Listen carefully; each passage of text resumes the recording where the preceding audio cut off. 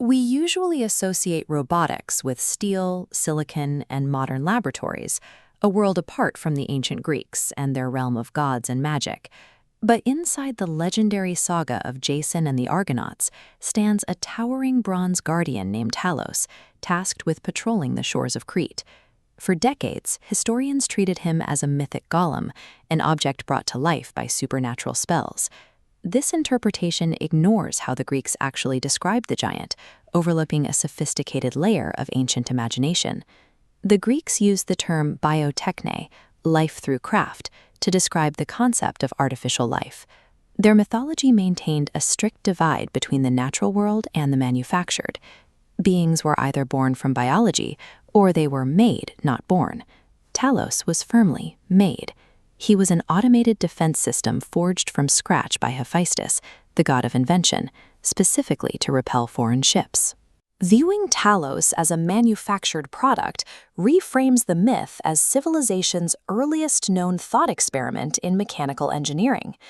The text of the Argonautica describes Talos not through magic, but through a physical, internal vivisystem, a single continuous artery running from his head to his heel. This artery functioned as a pressurized fuel line, pulsing with ichor, the ethereal life fluid that sustained the gods. The entire system relied on a mechanical seal, a single bronze bolt located at his ankle that held the pressurized fluid inside.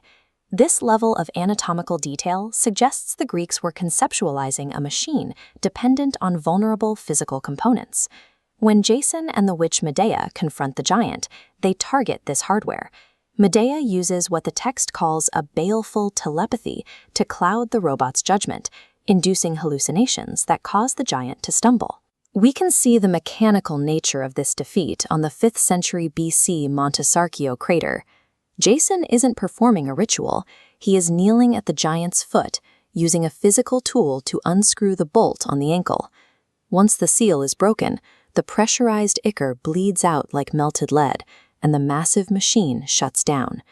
This ancient artwork highlights a rational conclusion. While magic might dispel a spirit, a machine must be dismantled. Ancient artists emphasized this mechanical nature. On the Talos vase, yellowish-white coloring and visible seams distinguish the bronze plating from human skin. But as the giant collapses, the artist gives him a deeply human expression. He swoons with his face upturned in physical suffering. It is a moment of emotional resonance familiar to any fan of modern science fiction, the instinctive empathy we feel for a machine when it begins to fail. The myth of Talos proves that the drive to engineer artificial life and the philosophical dread of destroying it has been part of our storytelling since the very beginning.